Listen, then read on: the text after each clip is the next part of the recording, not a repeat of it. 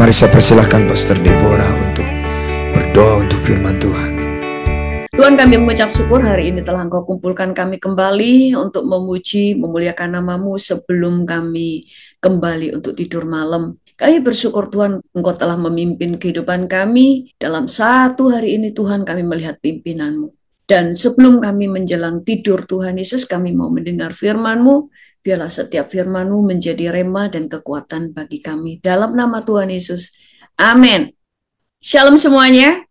Puji Tuhan, hari ini kita bisa berkumpul kembali untuk memuji menyembah Tuhan dan untuk mendengarkan renungan firman Tuhan di malam hari ini sebelum kita pergi tidur.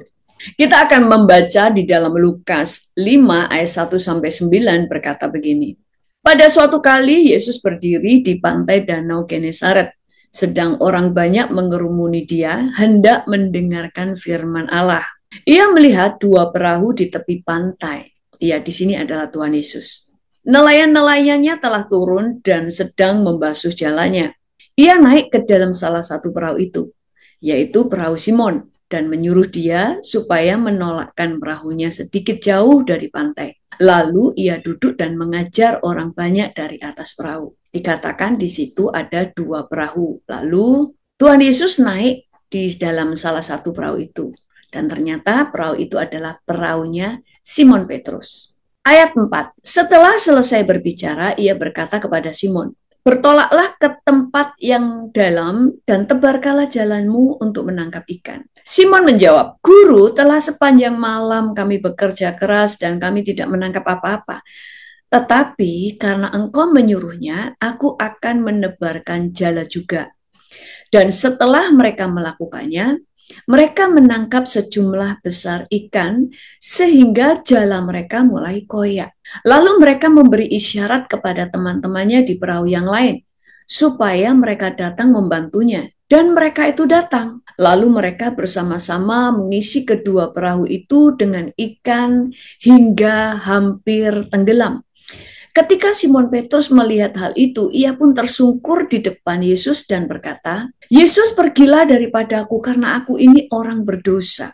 Sebab ia dan semua orang yang bersama-sama dengan dia takjub oleh karena banyaknya ikan yang mereka tangkap. Yang pertama kita melihat di sini, Petrus dan teman-temannya sudah semalam-malaman mau menangkap ikan, tetapi tidak ada ikan satupun yang mereka bisa beroleh. Sebagai orang percaya, tentu kita semuanya sudah hafal akan cerita firman Tuhan ini. Bagaimana pada waktu itu Petrus dan teman-temannya sudah semalam-malaman mencari ikan, tetapi tidak mendapatkan satu ekor pun.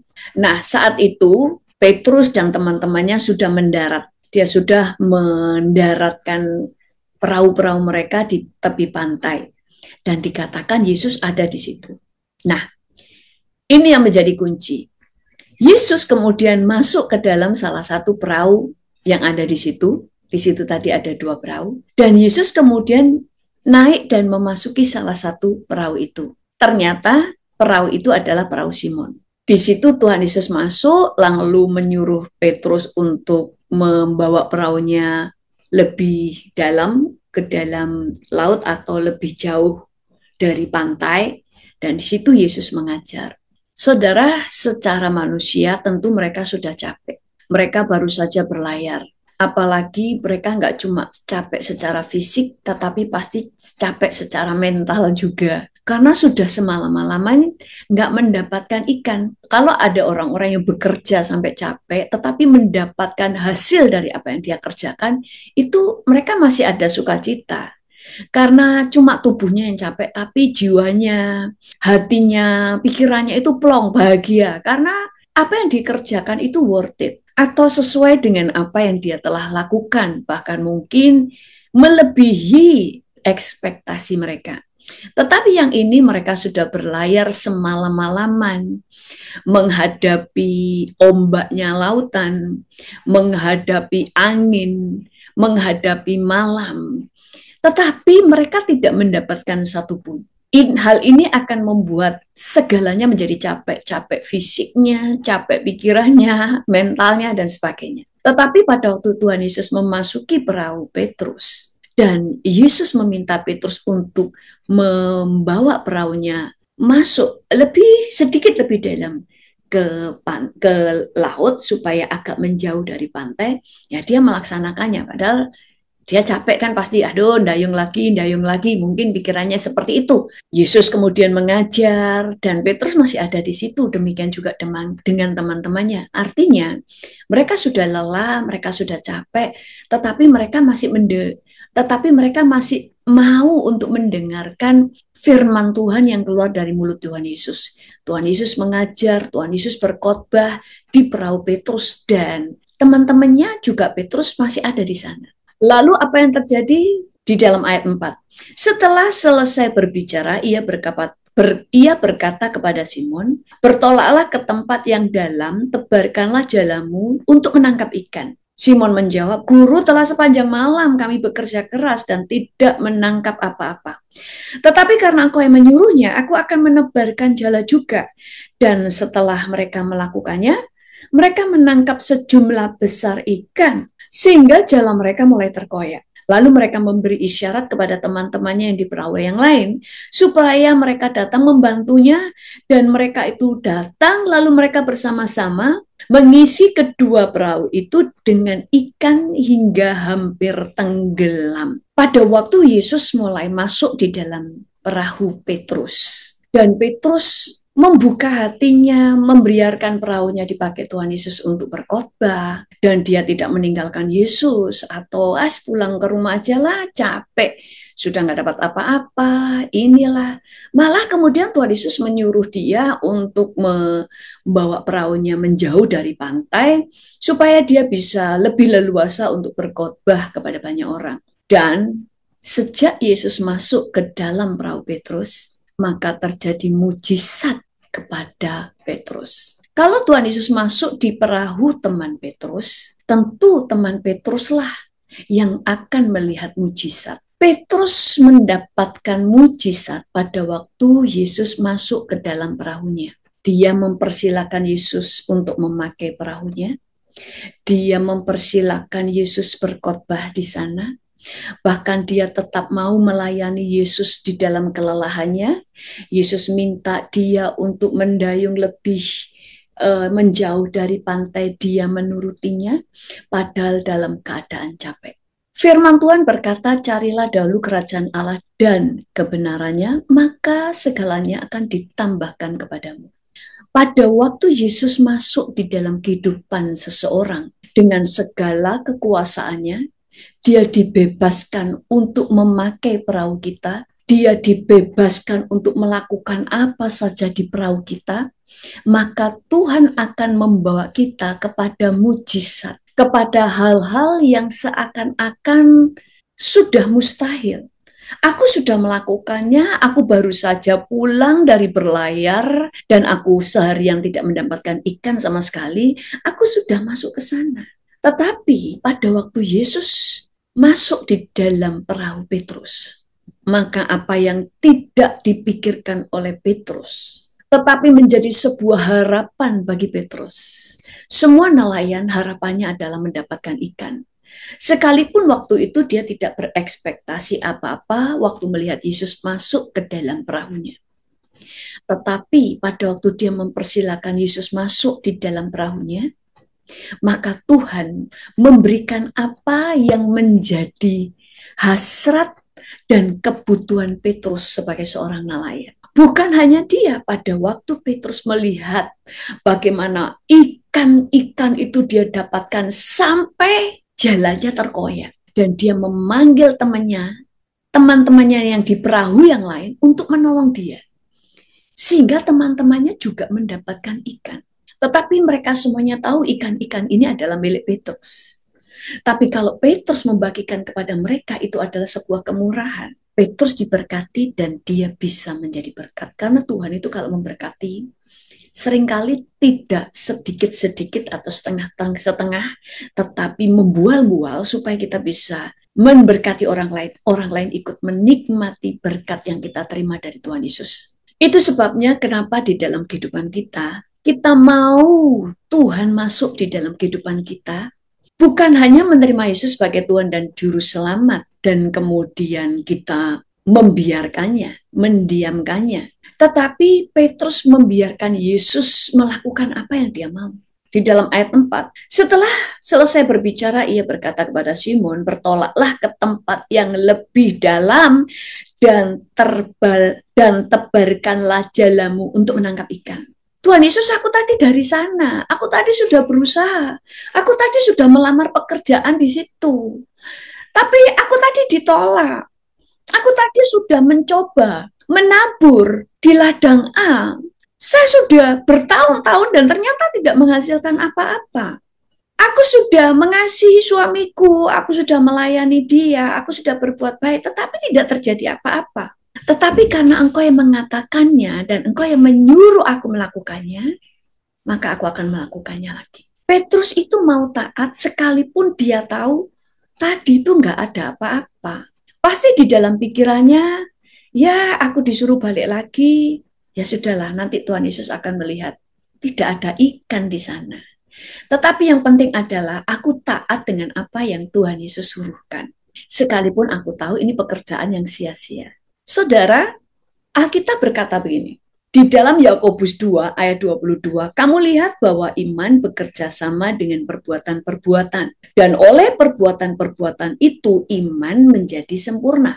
Firman Tuhan ini tidak berkata begini, iman yang sempurna membuat kamu mengerjakan perbuatan-perbuatan dan imanmu yang sempurna menghasilkan mujizat. Tidak, tetapi dikatakan iman bekerja sama dengan perbuatan dan oleh perbuatan itu imanmu menjadi sempurna.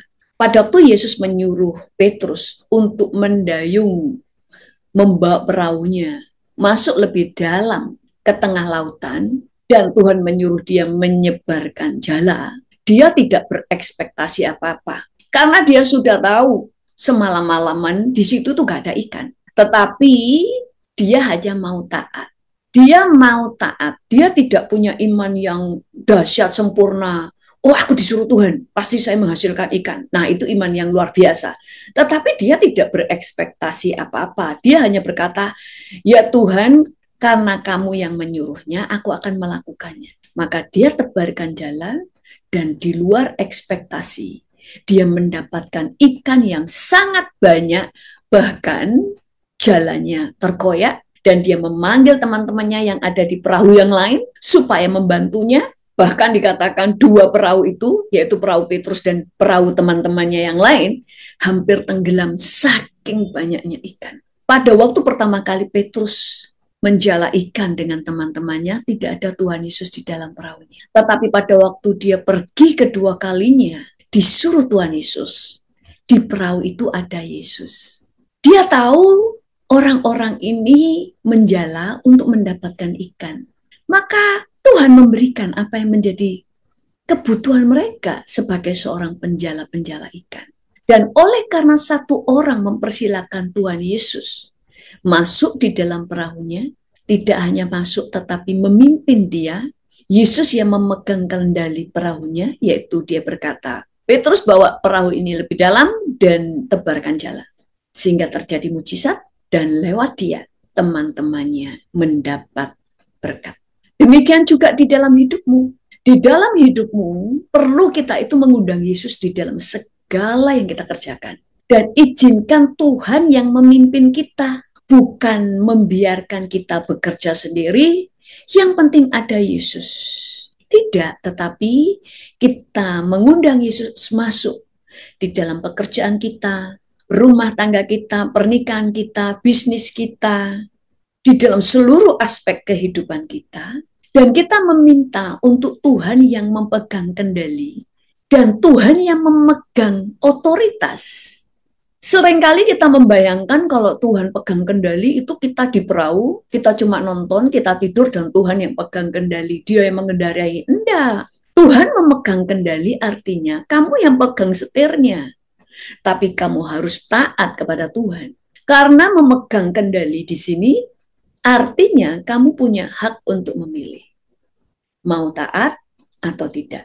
Yang memegang kendali atas perahu tetap kamu, bukan Tuhan. Makanya tadi Firman Tuhan tidak diceritakan bahwa Tuhan Yesus yang mendayung perahu, lalu Tuhan Yesus yang menjala ikan, atau Tuhan Yesus yang pegang kendali atas perahu itu. Enggak kan? Tetapi Yesus berada di situ sebagai bos, sebagai komando, sebagai komandan yang memberikan perintah dan kita mentaatinya. Tetap yang memegang perahu adalah Petrus. Waktu Tuhan berkata, bawa perahu ini lebih dalam, Petrus melakukannya. Waktu Tuhan berkata, tebarkan jala, Petrus dan teman-temannya melakukannya. Bukan Tuhan Yesus. Itu sebabnya seringkali kita berpikir kalau Yesus yang pegang kendali, maka kita akan diam saja. Oh, Tuhan yang akan memegang kendali di dalam pernikahan kita.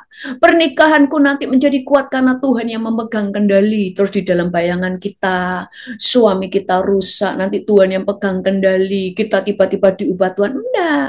Tuhan akan memberikan kita komando.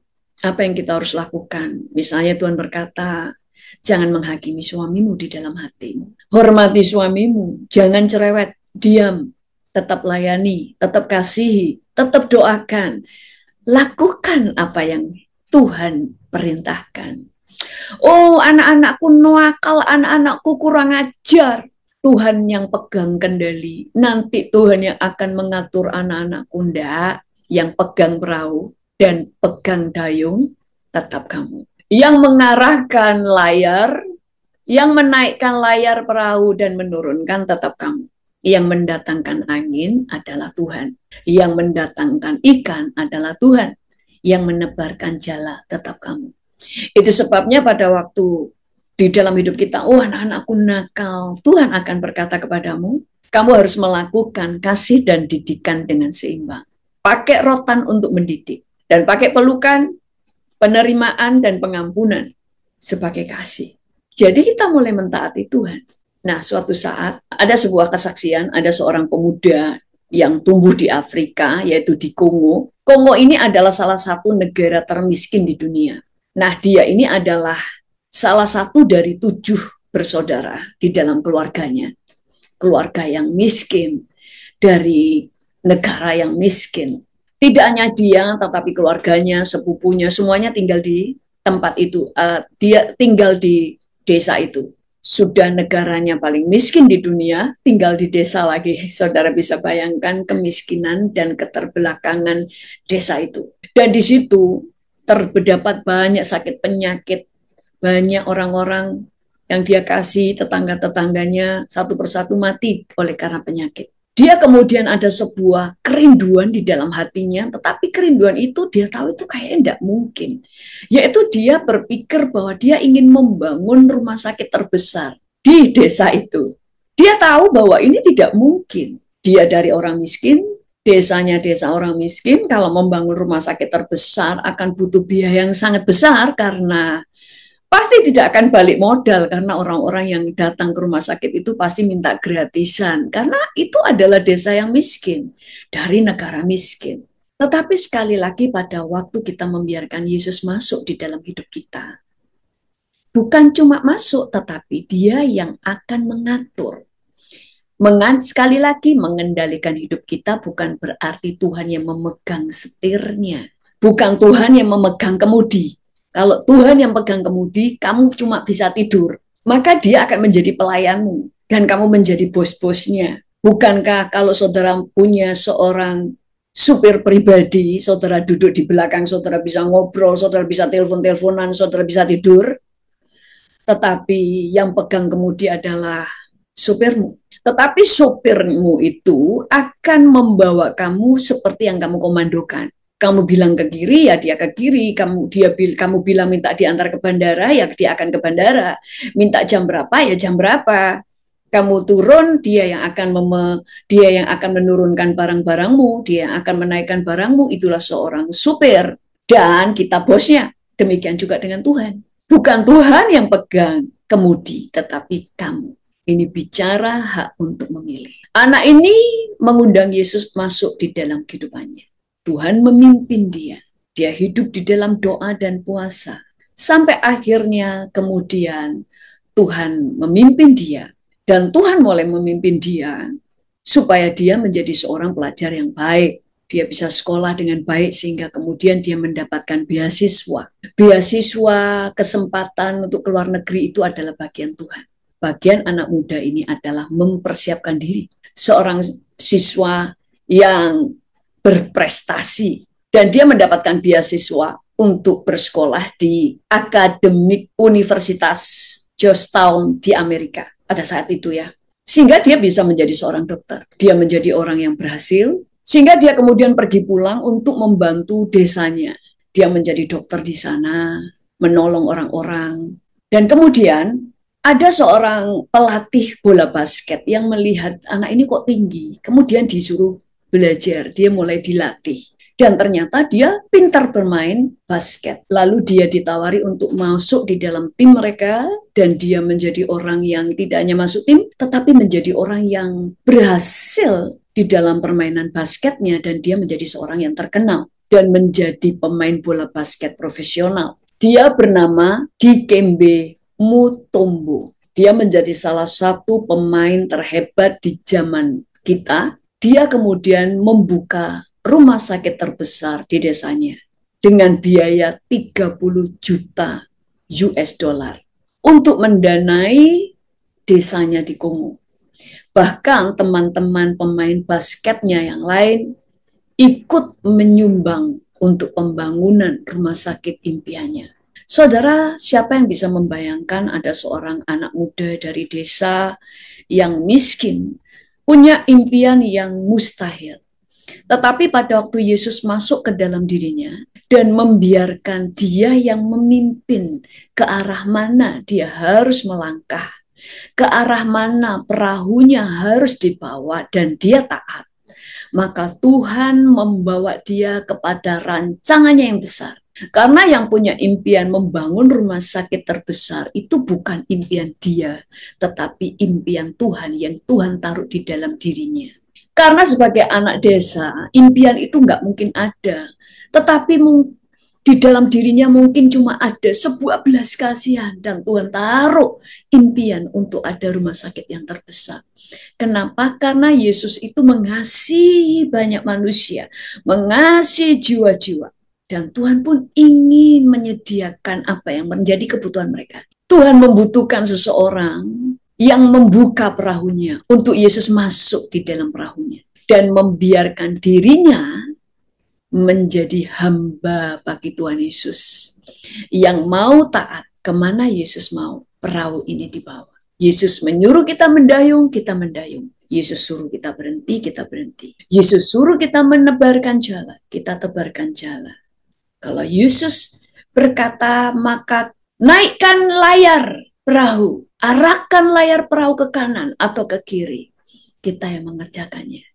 Biarkan Tuhan memberikan komando. Dan kita sebagai orang yang memegang kendali perahu, kita taat kepada komandan kita. Kemana kita harus arahkan perahu kita. Jadikan diri kita supir pribadinya Tuhan, pelayannya Tuhan, budaknya Tuhan, hamba Tuhan, dan menjadi pendayung perahunya Tuhan. Siapa di antara saudara yang rindu membuka perahunya supaya Yesus naik di dalam perahumu? Tulis di dalam chat, aku rindu Yesus masuk di dalam perahu kehidupanku. Dan siapa di antara saudara yang mau menjadi jurumudinya Tuhan, jadi supir pribadinya Tuhan?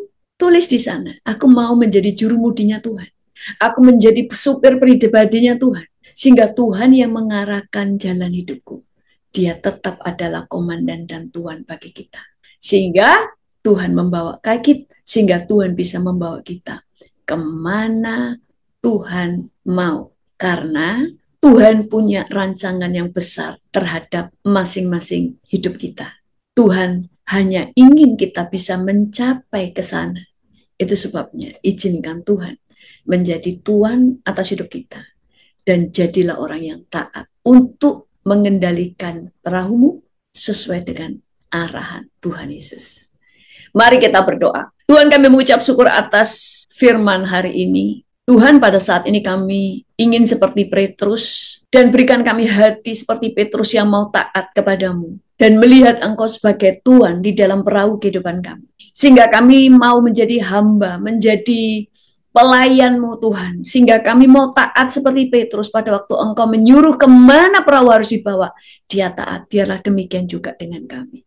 Pimpin hidup kami, sehingga kami menjadi jurumudi yang dikendalikan oleh Tuhan Yesus. Sehingga kami menjadi jurumudi yang taat kemana arah yang Engkau suruh kami bawa. Kami bersyukur kepadamu Tuhan, dan kami berdoa untuk semua yang mendengar dan sudah menulis imannya di chat. Engkau menjawab doa mereka. Mereka yang menuliskan Tuhan, mereka rindu Engkau masuk dalam hidup mereka dan memimpin kehidupan mereka. Biarlah itu terjadi, karena Engkau rindu setiap orang mengaku dengan mulut mereka, mendeklarasikan bahwa mereka ingin Engkau masuk di dalam hatinya. Biarlah Tuhan, apa yang menjadi harapan mereka, Engkau jawab. Terima kasih kepadamu Tuhan, terpujilah namamu dalam nama Tuhan Yesus. Haleluya, amin. Kita akan bertemu kembali Selasa minggu depan, jam 7 malam waktu Indonesia bagian Barat. Jangan lupa untuk subscribe dan tekan lonceng supaya saudara selalu mendapatkan firman Tuhan dan rema yang dibagikan dari channel ini. Tuhan Yesus memberkati. Selama kau